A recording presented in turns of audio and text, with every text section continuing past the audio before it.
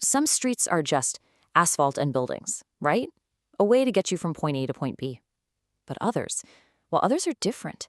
They're like living chronicles, just soaked in the history of the people who walked them, the empires that built them, and the incredible stories they inspired. So let me ask you this. Can a single street really tell the story of an entire nation? I want you to picture something. Imagine a street in Cairo, late at night. The air is thick with the smell of spices and shisha. You can hear conversations echoing off these ancient stone walls.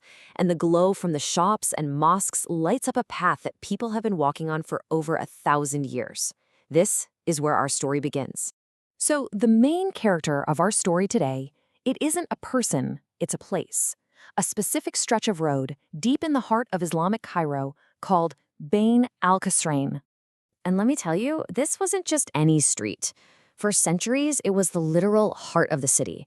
Think of it as a massive parade ground and the grand ceremonial center for the Fatimid Caliphates, a seriously powerful Islamic empire that ruled over a huge part of North Africa.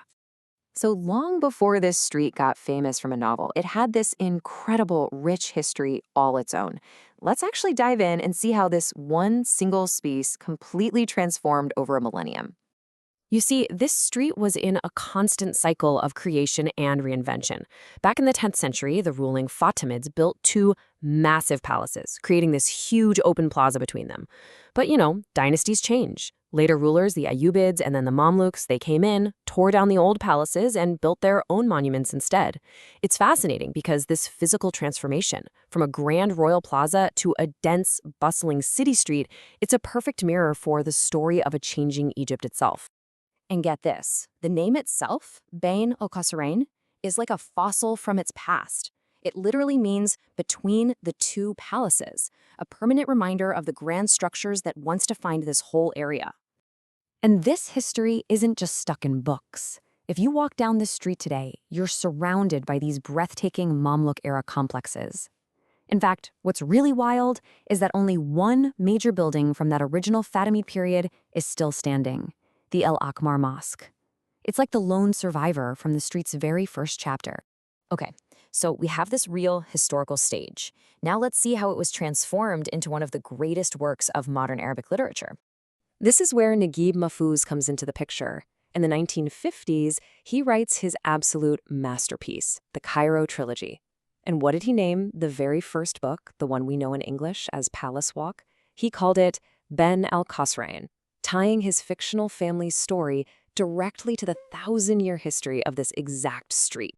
And this wasn't just some random choice of setting for Mahfouz. Not at all. He grew up right there, in that neighborhood. As a young boy, he literally watched from his window as the 1919 Egyptian revolution against British rule just exploded onto the streets. Imagine that. He saw the protests, the soldiers, all that passion. He said that experience was the single most formative event of his childhood, and it became the living, breathing backdrop for his great novel. And here's the crucial part. Mahfouz doesn't just use the street as a setting. He uses the story of one single family in one house as this incredibly powerful allegory for the entire nation's struggle. The novel's central metaphor is just brilliant. At home, you've got the patriarch, Al-Sayyid Ahmad. He's a tyrant, and his family lives in fear. Then you step out onto the street, and you have the British colonial forces ruling by force. So the oppression inside the house becomes a direct mirror of the oppression outside. The children, well, they represent the nation's future. The son, Fahmy, gets completely swept up in the revolutionary fervor. For him, the struggle for Egypt's independence is a sacred duty, something he's willing to die for. He's just filled with this incredible hope for a new dawn of freedom. But his father sees it completely differently.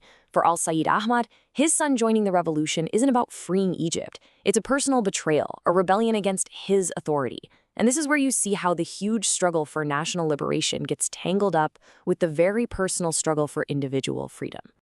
All right, let's zoom back out and see how this powerful work fit into Mahfouz's long and, let's just say, often controversial career. In 1988, something huge happens. Naguib Mahfouz is awarded the Nobel Prize in Literature. He was the first, and to this day, is still the only writer in the Arabic language to receive the honor. And just like that, his work, especially the Cairo Trilogy, was on a global stage. But fame can be a double-edged sword, right? It brought a ton of scrutiny. Another one of his novels, Children of Gebelawai, was considered blasphemous by some religious extremists. A fatwa, a religious ruling, was issued calling for his death. And in 1994, this threat became terrifyingly real when he survived a violent knife attack. Despite all the risks and controversies, the core themes of his work just endured. This line from Palace Walk captures it perfectly. The story of individuals, their passions, their sacrifices, their deaths, that's what ultimately gives life to the larger story of a nation. In the end, Naguib Mahfouz did something truly remarkable. He took the real, tangible history of one Cairo street and used it to tell a universal story about family, tyranny, rebellion, and that timeless, complicated search for freedom. It really makes you wonder, doesn't it? Every street has a history, a story layered just beneath the pavement. So the next time you walk down a familiar road, maybe just ask yourself, what stories are hidden in the streets where I live?